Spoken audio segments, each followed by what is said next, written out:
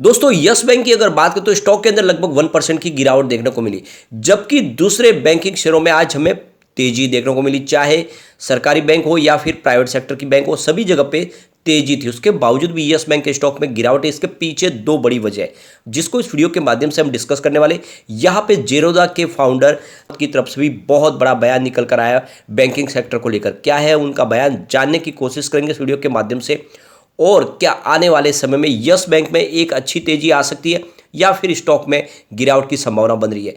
जैसे कि यहाँ पे आप देख सकते हो कि यस बैंक की जो सबसे बड़ी दो प्रॉब्लम है वो है, एक तो उसका बढ़ा हुआ एनपीए और दूसरे फंड की कमी।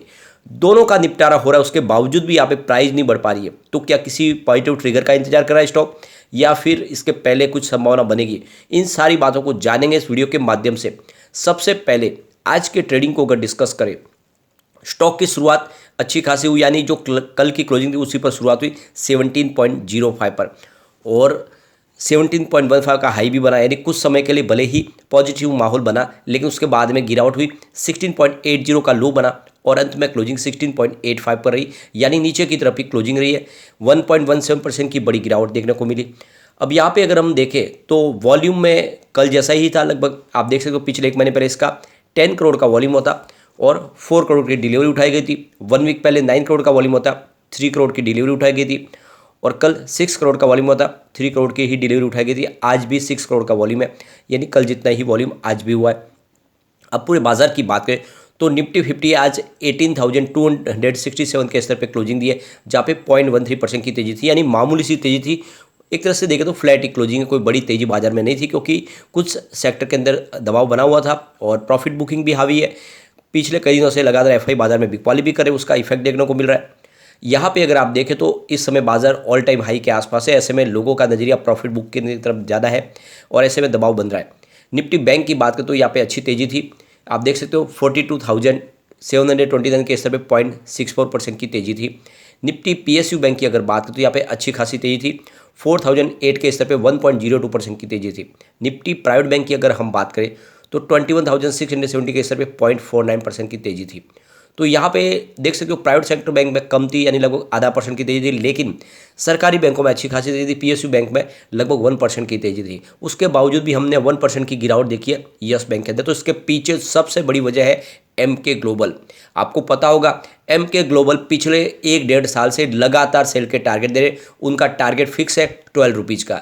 भले ही उसके बीच में बहुत सारे अच्छे रिजल्ट देखे हमने देखा है Q1 से लेकर Q2, उसके पहले Q4, Q3, और सेल का टारगेट वही का वही है एमके ग्लोबल का। उनके हिसाब से यस बैंक ने कुछ भी नहीं किया है। चाहे यस बैंक इस समय काफ़ी अच्छे प्रॉफिट के साथ में अपने बिजनेस को आगे बढ़ा रही है, डिजिटल टेक्नोलॉजी में दूसरी बैंकों को बहुत बड़ी टक्कर दे रही है, चाहे आरबीआई उनको सिलेक्ट कर रही है डिजिटल करेंसी को लॉन्च करने के लिए, या फिर भले ही बाहर से इंटरनेशनल फंड हाउस उसमें निवेश करने को तैयार है, या फिर भले ही यहाँ पे एआरसी का गठन होकर एआरसी के माध्यम से पूरा एनपीए जीरो होने वाला है।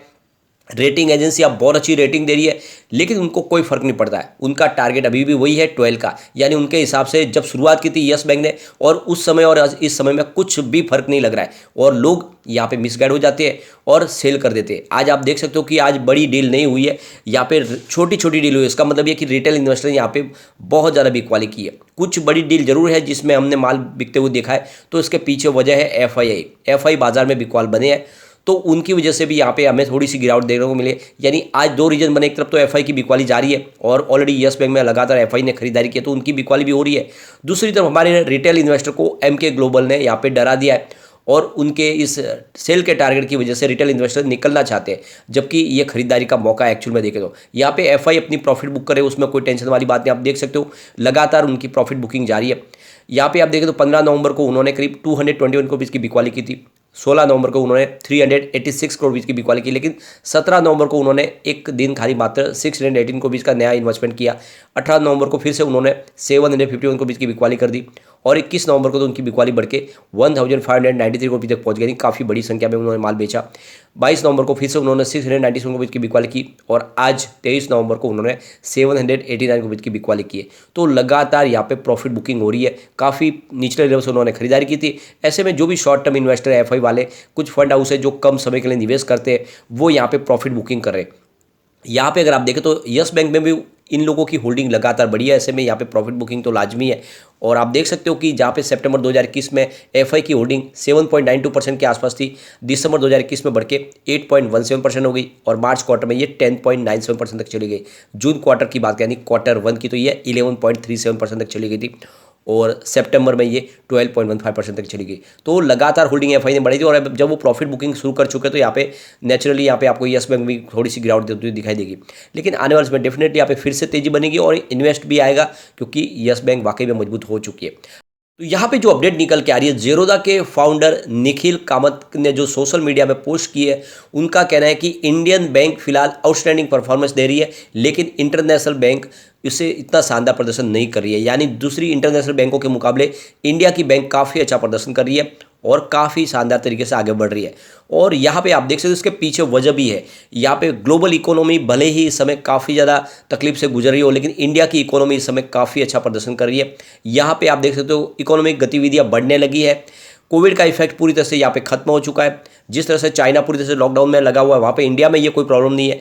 पूरी तरह से खुल के लोग कारोबार कर पा रहे। ऐसे में बैंकों का कारोबार बढ़ गया। लोग यहाँ पे अब घर भी खरीदना पसंद कर रहे, व्हीकल भी ले रहे और अपने बिजनेस को आगे बढ़ाने के लिए लोन भी ले रहे। तो ऐसे में बैंकों का कारोबार बढ़ चुका है और आने वाले समय बैंकों में और अच्छी तेजी देखने को मिल सकती है। यहाँ पे गवर्नमेंट ने एक बड़ा डिसीजन लिया है। जल्दी ही सरकार डिजिटल करेंसी भी लॉन्च करने जा रही है और आप देख सकते हो कि आने वाले समय में पूरा का पूरा समय का बदलाव होने वाला। फिजिकल करेंसी के बदले उसकी जगह लेगी डिजिटल करेंसी इंडिया की। और आप देख सकते हो इसके लिए पायलट के तौर पे कुछ बैंकों को चुन लिया गया है, जिसमें स्टेट बैंक ऑफ इंडिया है, bank of Baroda, union bank of India, HDFC bank, ICICI bank, Kotak Mahindra bank, yes bank, IDFC first bank और इंडियन यूनिट वाली जो HFGC होल्डिंग है उसको भी यहाँ पे मौका दिया जा रहा है। तो ये देख सकते हो कि कुछ बैंकों को यहाँ पे चुना गया, जिसमें यस बैंक भी शामिल है और यस बैंक को इसके काबिल समझा RBI ने कि उसको ये मौका दिया जा रहा है। यहाँ पे कुछ पॉजिटिव संभावना जरूर बन रही है और आप देख सकते हो कि आने वाले समय में यस बैंक कुछ कमाल करते हुए दिखाई देगी, क्योंकि इंडियन रुपीज़ और रूबेल का कारोबार भी शुरू हो चुका है यस बैंक में। ऐसे में इनका बिजनेस भी बढ़ेगा। एक बाजार के लिए जो सबसे बैड न्यूज़ यह है कि इंडियन रुपीज़ लगातार पीट रहा है और इसके पीछे वजह है एफआई की तरफ से बाजार में हो रही बिकवाली। तो आप देख सकते हो कि 81.79 पर आ गया इंडियन रुपीज़ और इंट्राडे में आज 82 का स्तर भी देखा। तो आप देख सकते हो कि फिर से इंडियन रुपीज़ जो थोड़ा सा रिकवर हुआ था फिर से गिरना शुरू हो चुका है और इसकी वजह से बाजार के सेंटीमेंट थोड़े बिगड़ते दिखाई दे रहे हैं। अब यस बैंक की परफॉर्मेंस देखें तो पिछले 2019 के बाद काफ़ी शानदार फिर से प्रदर्शन करना शुरू कर दिया है। बैंक आप देख सकते हो 2019 में 34.30 थाउजेंड रुपीज़ का उन्होंने रेवेन्यू बनाया था और बैंक का जो प्रॉफिट था वो 1.71 थाउजेंड रुपीज़ का था। लेकिन 2020 में रेवेन्यू तो बड़ा थोड़ा सा 38.01 थाउजेंड रुपीज़ तक पहुंच गया, लेकिन बैंक को बड़ा लॉस हो गया, 16.43 रुपीज़ का लॉस हो गया। 2021 में रेवेन्यू में गिरावट हुई, 23.15 रुपीज़ का बैंक को रेवेन्यू मिला, लेकिन कंपनी का जो लॉस था वो भी कम हुआ, 3.49 रुपीज़ का लॉस था रह गया, यानी लॉस में कमी आई। और 2022 काफ़ी अच्छा रहा जब इनका रेवेन्यू भले थोड़ा सा कम हो गया, 22.42 थाउजेंड रुपीज़ का रेवेन्यू था, लेकिन बैंक प्रॉफिट में आगे फिर से 1.06 थाउजेंड रुपीज़ का इनको प्रॉफिट हुआ है। तो आप देख सकते हो पिछले 2 साल के बाद में पहली बार यस बैंक फिर से बैंक प्रॉफिट में आ चुकी है। ऐसे में आने वाले में डेफिनेटली यहाँ पे पॉजिटिव संभावना बनेगी। तो ऐसे में आपको लॉन्ग टर्म का नजरिया लेकर निवेश करना चाहिए। डेफिनेटली यस बैंक में आपको अच्छा रिटर्न देखने को मिलेगा। एक बार इसके पिवट लेवल चेक कर लेंगे। यहाँ से अगर गिरावट होती है तो 16.61 का फर्स्ट सपोर्ट है, ये टूटा तो स्टॉक 16.28 तक जाएगा और नीचे गया तो 15.92 तक जा सकता है। पॉजिटिव माहौल बना तो 17.42 का फर्स्ट रेजिस्टेंस है, इसको पार किया तो 17.78 तक स्टॉक जाएगा और ऊपर गया तो फिर 18.17 तक जा सकता है, यानी फिर से 18 को पार कर सकता है। तो ऐसे में इन्वेस्टमेंट को आपको करके रखना चाहिए। लेकिन एक बात का ध्यान रखें, बाजार में अभी भी संभावना थोड़ी सी निगेटिव बनी हुई है, क्योंकि एफआई लगातार बिकवाली करते, हो सकता है बाजार में करेक्शन आए। तो ऐसे में इन्वेस्टमेंट अगर करना तो थोड़ा थोड़ा शुरू करें, एक साथ में ना करें।